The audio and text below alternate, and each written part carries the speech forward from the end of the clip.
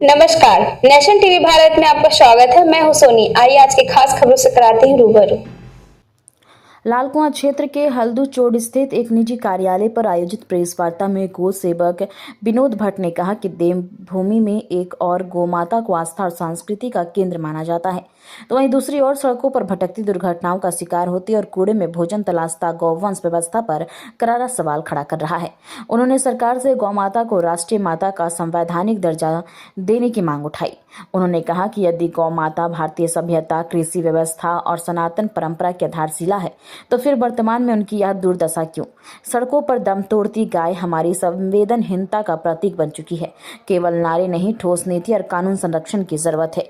उन्होंने केंद्र सरकार से गौ माता को राष्ट्रीय माता और उत्तराखंड सरकार से राज्य माता का दर्जा देकर सशक्त कानून बनाने की मांग दोहराई। ये प्रेस जो हमने बुला रखी है, इस प्रेस में आप सभी जो मीडिया बंधु हो, आपके माध्यम से हम उत्तराखंड की जो देवभूमि की जनता है, उन सभी जनता तक यह मांग, अपना संदेश छोड़ना चाहते हैं कि हमारे द्वारा जो गौ माता को राज्य माता का संवैधानिक मांग की जा रही है, ये गौ माता सिर्फ हमारी ही नहीं है, हर सनातनी की है, पूरे उत्तराखंड की है, पूरी देवभूमि की है, पूरे संसार की ये माँ है। तो इसका जो संरक्षण हो सके, आए दिन हज़ारों लाखों गैया सड़कों में निराश्रित भटक रही हैं, एक्सीडेंट का, दुर्घटना का कारण बनती हैं। उनसे न जाने कितने परिवार अकाली काल का ग्रास बन जाते हैं टकराकर। उनके घरों में छोटे-छोटे बच्चे अनाथ हो जाते हैं, औरतें विधवा हो जाती हैं, छोटे बच्चे रोते चिल्लाते हुए दिखते हैं, उनका भरण-पोषण नहीं हो पाता है। उसका सबसे बड़ा कारण क्या रहता है? निराश्रित गौवंश उससे टकरा के। यदि हम ये माँग कर रहे हैं तो अपने निजी के लिए नहीं कर रहे हैं, और ना ही हमारा किसी राजनीतिक पार्टी से कोई दुश्मनी है और ना ही किसी से मित्रता है। जो भी गौ माता की संरक्षण की जो हम बातें कर रहे हैं, इसके लिए हमें 36 जनप्रतिनिधियों द्वारा, 36 विधायकों द्वारा लिखित समर्थन दिया गया है मुख्यमंत्री जी के नाम कि देवभूमि में, उत्तराखंड में गाय को राज्य माता का संवैधानिक दर्जा देने के लिए आप कष्ट करें। तो हम यही चाहते हैं कि आगामी विधानसभा सत्र में पटल पर इस मुद्दे को रखा जाए और इस पर बहस छेड़ी जाए और गाय को राज्य माता का दर्जा दिया जाए। उसी के लिए ये प्रेस कॉन्फ्रेंस रखी गई है, जिसके लिए पूर्व में भी हमारे द्वारा बहुत ज़्यादा कठिन से कठिन परिश्रम कर चुके हैं हम।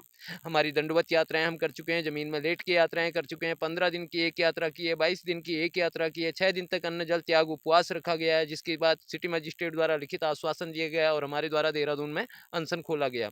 तो इसके लिए जगह जगह हमारे साथ गौरक्षक आए, सनातनी आए, संघ वाले आए, तो जो भी लोग आए उनने समर्थन दिया, मीडिया बंधु आए, उन सभी का हम आभार व्यक्त करते हैं और सरकारों से यही उम्मीद करते हैं कि जब आधे से अधिक जनप्रतिनिधि इस मांग को सफल बनाने के लिए हाँ कर रहे हैं, तो सरकारों को इस पर विचार करना चाहिए। और यह सभी जो सनातनी हैं, जो उत्तराखंड के वासी हैं, सभी की आस्था से जुड़ा हुआ विषय है, तो इसको जो है सफल बनाना चाहिए और गाय को राज्य माता का दर्जा दिया जाए। जी हाँ, हमारे इस जो पूरा कार्यक्रम चल रहा है, इस समर्थन अभियान के अंदर जो है हमारे जो मुस्लिम जनप्रतिनिधि हैं लक्सर के शहजाद जी, और उनने खुलकर समर्थन दिया है। उनका लेटर हेड हमारे पास है, उसमें उनने लिख कर दे रखा है कि मुख्यमंत्री जी, आगामी विधानसभा सत्र में आप पटल पर इस मुद्दे को रखिए और गाय को देवभूमि में राज्य माता का दर्जा दीजिए।